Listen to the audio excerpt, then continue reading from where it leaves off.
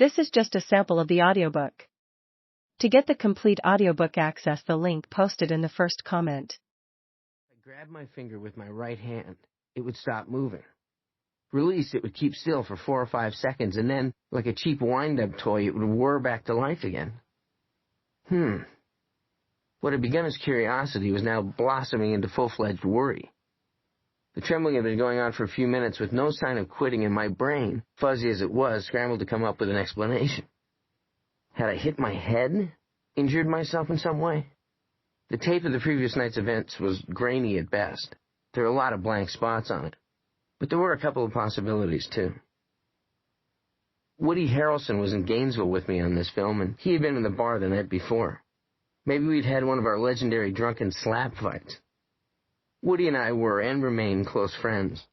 But for some reason, after an indeterminable amount of alcohol consumption, we'd find some excuse to start kicking over chairs and stage elaborate mock brawls.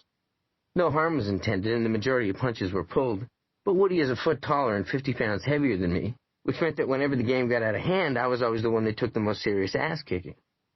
So maybe I'd caught a Harrelson haymaker to the side of the head. But I couldn't recall any such melee. I did recall, however, a moment at the end of the night, when my bodyguard, Dennis, had to prop me up against the doorframe while he fumbled the key into the door of my suite. By the time he turned the knob, my weight had shifted onto the door itself, and as he flung it open, I'd careened into the room, barreling headfirst into the foyer table. But I didn't feel any bumps, so that couldn't have been it. Any pain in my head was from boozing, not bruising. Throughout the course of the morning, the twitching would intensify, as would my search for a cause. Not just for the rest of that day, but for months to follow. The true answer was elusive, and in fact wouldn't reveal itself for another full year. The trembling was indeed the message, and this is what it was telling me. That morning, November 13th, 1990, my brain was serving notice. It had initiated a divorce from my mind. Efforts to contest or reconcile would be futile. 80% of the process, I would later learn, was already complete. No grounds were given, and the petition was irrevocable. Further, my brain was demanding and incrementally seizing custody of my body, beginning with the baby, the outermost finger of my left hand.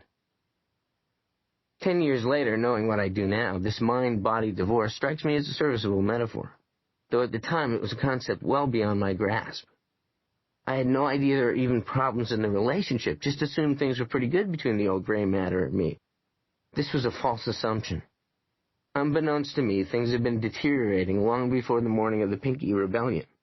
But by declaring its dysfunction in such an arresting fashion, my brain now had my mind's full attention. It would be a year of questions and false answers that would satisfy me for a time, fueling my denial and forestalling the sort of determined investigation that would ultimately provide the answer. That answer came from a doctor who would inform me that I had a progressive, degenerative, and incurable neurological disorder, one that I may have been living with for as long as a decade before suspecting there might be anything wrong. This doctor would also tell me that I could probably continue acting for another 10 good years. And he would be right about that, almost to the day.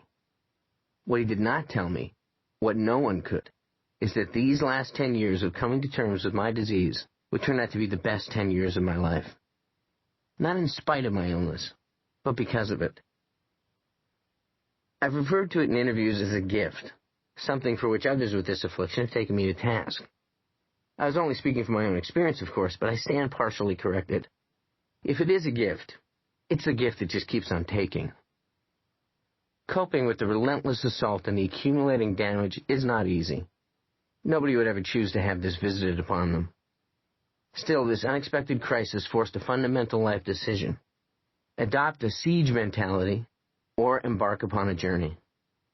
Whatever it was, courage, acceptance, wisdom, that finally allowed me to go down that second road, after spending a few disastrous years on the first, was unquestionably a gift.